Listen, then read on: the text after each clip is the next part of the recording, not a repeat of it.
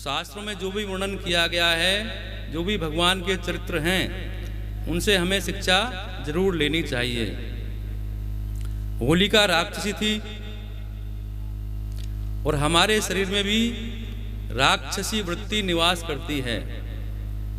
देखो, मैंने पहले भी आपको बताया था कि राक्षसों के सींग नहीं होते हैं, वो भी हमारी तरह ही होते हैं, पर उनकी वृत्तियां राक्षस हो जाती हैं, वो अधर्मी हो जाते हैं, पाप कर्म करते हैं, तो उन्हें राक्षस कहा गया।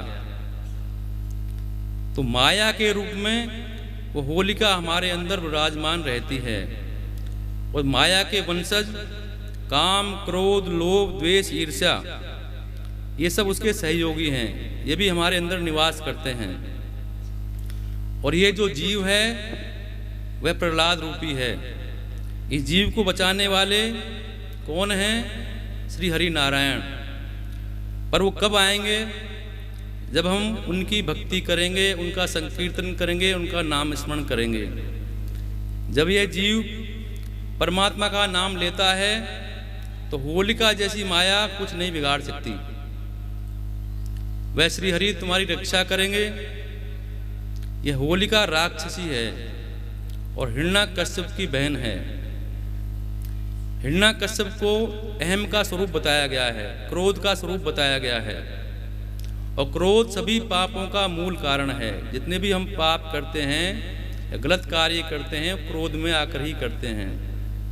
किसी से द्वेष हो जाएगा, ईर्ष्या हो जाएगी, दुश्मनी हो जाएगी, तो क्रोध में हम कुछ भी कर देते हैं, यहाँ तक कि हम लोगों का खून कर देते हैं। तो क्रोध सभी पापों की जड़ है। गीता में भगवान ने भी यही कहा है कि क्रोधात् भवति सम्मोहा, सम्मोहात् स्मृति विभ्रमा, स्मृति भ्रंशात् बुद्धिनाशो, बुद्धिनाशात् प्रणश्यति। और इन्हें नष्ट करने वाला वह परमात्मा का नाम ही है। इस पूरी कथा में दो प्रसंगों पर मैं चर्चा करना चाहूंगा। हिरण्याकश्यप दैत्य था, दानव था। दानवों के मन में भी कभी कभी अच्छी बात आ जाती है, उन्हें भी ज्ञान पैदा हो जाता है, पर क्षणिक होता है। जैसे हमें क्षणिक वैराग्य शमशान घाट में होता है। जब हम वहाँ जाते हैं तो हमारा मन कहता है कि सब दुनियादारी बेकार है, सबको एक दिन मरना है। जब मरना ही है तो क्यों हम अत्याचार करें, पाप करें, बुरे कर्म करें? थोड़ी देर के लिए विचार करते हैं। और कुछ लोग तो उस सत्य को स्वीकार वहां भी नहीं करना चाहते। उस डर से वो बैठकर गपशप मारते रहते हैं, राजनीति की बात करते हैं और आलतू फालतू बात करते हैं शमशान घाट में ही, क्योंकि उनकी निगाह उच्चता पर नहीं जाए। उस सत्य को स्वीकार करना चाहते ही नहीं कि एक दिन मृत्यु आएगी। इस प्रसंग में जब हिरण्याक्ष पृथ्वी को रसातल में ले गए और भगवान वराह अवतार भगवान ने धारण किया और पृथ्वी को उससे मुक्त करवाया, तो हिरण्याक्ष की मृत्यु के बाद सभी परिवार में शोक की लहर दौड़ गई। उनकी मां दिति वो भी शोक में डूब गई। सारा परिवारजन शोक से ग्रस्त था। तो हिरण्याकश्यप दानव वो अपनी मां को समझा रहे हैं। देखो, राक्षस के में भी ज्ञान की स्फूर्ति आ गई। जीवन मृत्यु के बारे में उन्होंने अपनी मां को उपदेश दिया।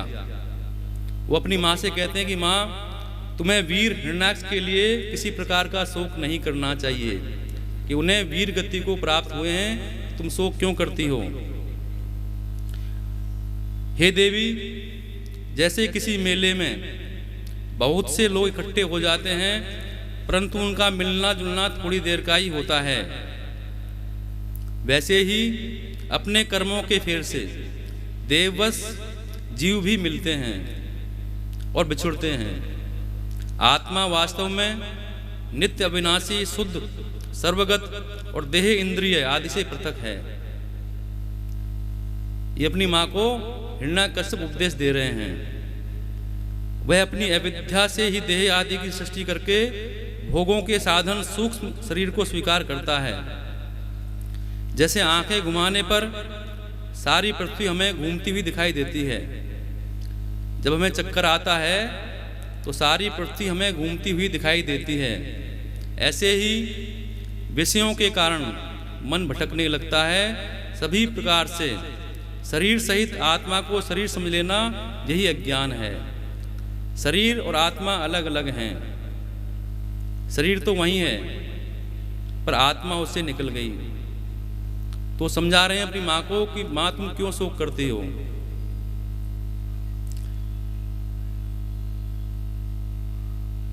हिरण्यकश्यप ने यमराज का वृतांत सुनाया। एक समय की बात है, उसी नगर देश के राजा थे सुयज्ञ। लड़ाई में शत्रुओं ने उन्हें मार दिया। उसकी बड़ी दयनीय स्थिति थी। रानियों ने देववश अपने पति की यह दशा देखकर बड़ा दुख हुआ। रानियां रोने पीटने लगी और अपने पति के बारे में बढ़ाई कर कर रोने लगी कि मेरे पति इतने वीर थे, सुबह ये बोल कर गए थे कि मैं शाम को विजय करके लौटूंगा। इस तरह बात कर करके रोने लगी और सारे उनके शरीर से चिपट गईं। उनका अंतिम संस्कार भी नहीं होने दिया। यह विलाप सुनकर यमराज बालक के वेश में आए और उन्होंने उनके परिजनों को समझाया। तो रानियां इस तरह बोल रही थी, हाय विधाता तू बड़ा ही क्रूर है, इन्हें हमारी आंखों से ओझल कर दिया। तभी यमराज बालक के वेश में आकर उनको समझाने लगे। बोले यमराज कि बड़े आश्चर्य की बात है, सभी बुद्धिमान हैं, समझदार हैं, जीवन में जन्म मरण देख रहे हैं, फिर भी इतने मूढ़ हो रहे हैं, हम उस बात को समझ नहीं पा रहे हैं। अरे ये मनुष्य जहाँ से आया है वहीं उसे एक दिन जाना है, सब लोगों को एक दिन जाना है, ऐसा यमराज समझा रहे हैं। फिर इतना शोक क्यों? देवियों, जो अविनाशी ईश्वर अपनी मौत से इस शरीर को जगत को बनाता है और वो बिगाड़ भी देता है, उस प्रभु का ये मनुष्य एक खिलौना मात्र है। रानियों, सभी प्राणियों की मृत्यु अपने पूर्व जन्मों की कर्म वासना के अनुसार समय पर होती है। जीवन और मृत्यु का समय निश्चित है। जीवन खरीदा नहीं जा सकता। एक है प्रश्वासो नव कोटि मूल्य। एक श्वास भी हम फालतू नहीं खरीद सकते, नहीं ले सकते, और उसी के अनुसार उसका जन्म होता है, अपने कर्मों के अनुसार। किस योनि में जाएगा वो अपने कर्मों के अनुसार ही उसे योनि प्राप्त होती है। परंतु आत्मा इस शरीर से अलग है, इसलिए वह शरीर में रहने पर भी उसके जन्म मृत्यु आदि कर्मों से अछूता ही रहता है। जैसे काठ में रहने वाली अग्नि उससे अलग होती है। लकड़ी के अंदर अग्नि है, उसमें जलाने की ताकत है, पर वो नजर नहीं आती।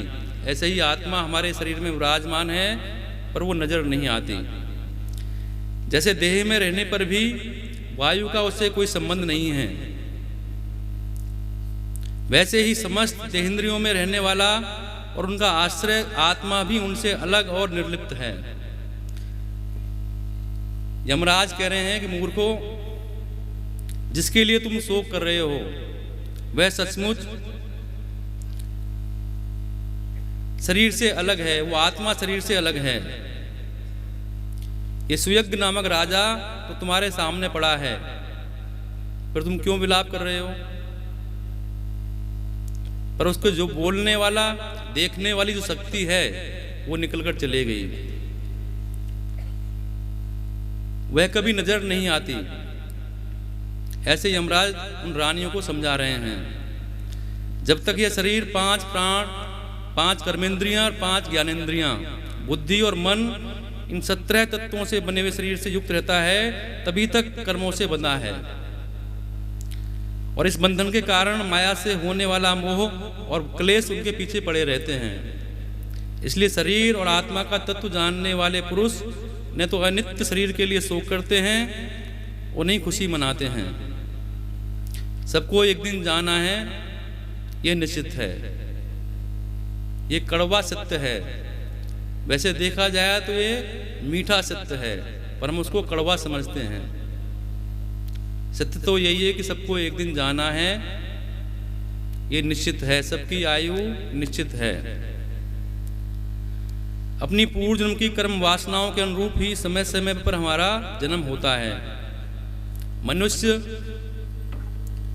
मोहवश शरीर को अपना समझ लेता है कि हे रानियों, जिसके लिए तुम विलाप कर रही हो वह शरीर तो तुम्हारे सामने पड़ा है, पर जो बोलने वाला और सुनने वाला इस शरीर के अंदर है वो तो किसी ने देखा नहीं, फिर इतना मोह क्यों?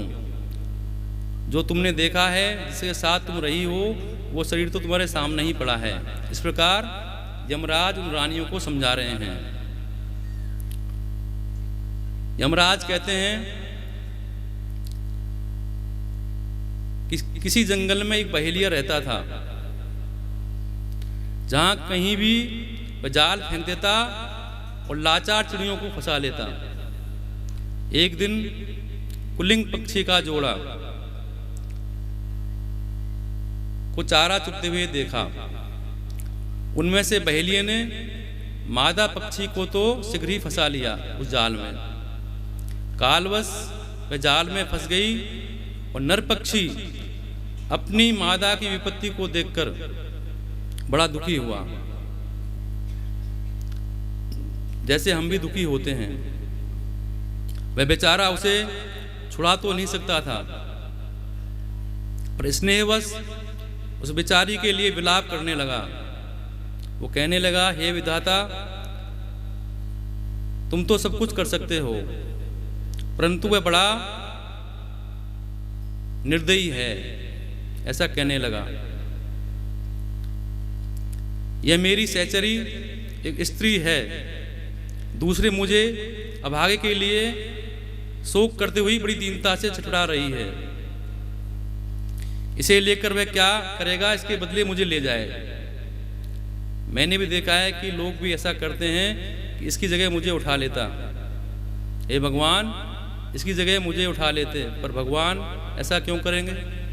जिसकी आयु जिसकी निश्चित है उसी का नंबर आएगा। इसके लिए, इसके बिना मैं अपना ये अधूरा जीवन जो दुख से भरा हुआ है लेकर क्या करूँगा? अभी तो मेरे छोटे छोटे बच्चे हैं, स्त्री के मरने पर मैं उन्हें कैसे पालूंगा? ऐसा मादा पक्षी विलाप कर रहा है। मेरे बच्चे अपनी माँ की राह देख रहे होंगे। इस तरह पक्षी विलाप करने लगा। तब तक काल की प्रेरणा से पास ही छिपे हुए बहेलिये ने ऐसा बाण मारा कि वो भी वहीं पर ढेर हो गया। इस प्रकार यमराज कहने लगे, मूर्ख रानियों, तुम्हारी भी यही दशा होने वाली है। तुम्हें अपनी मृत्यु तो दिखती नहीं और इसके लिए रो रही हो। अब ये वापस आने वाला नहीं है। ऐसा यमराज समझा रहे हैं। हिरण्यकश्यप ने कहा कि उस छोटे बालक की बात सुन सब दंग रह गए। सबने समझ लिया कि समस्त संसार और इसके सुख दुख अनित्य और मिथ्या हैं। इसके बाद यमराज अंतर्ध्यान हो गए और शिवक की अंत्येष्टि की गई। इसलिए तुम शोक मत करो। हिरण्यकश्यप की यह बात सुनकर उसी क्षण उनकी माता अदिति ने पुत्र शोक का त्याग कर दिया और अपना चित्त परमात्मा में लगा दिया। तो मेरे प्रेमियों, कभी कभी असुरों के मन में भी ज्ञान पैदा हो जाता है। इसलिए ये समझ लेना चाहिए कि मृत्यु निश्चित है। जब ये समझ में आ जाएगा तो परमात्मा का नाम भी अपने आप आने लगेगा, क्योंकि ये जीवन क्षणभंगुर है। किस क्षण हमारी सांस बंद हो जाए किसी को पता नहीं। इस क्षणभंगुर जीवन की कल प्रात को जाने खिली ना खिली, रट ले हरि नाम हरि रसना, कल प्रात को जाने हिली ना हिली। इसका कोई भरोसा नहीं। इसलिए हमेशा हमें प्रभु का ध्यान करना चाहिए, उनका स्मरण करना चाहिए।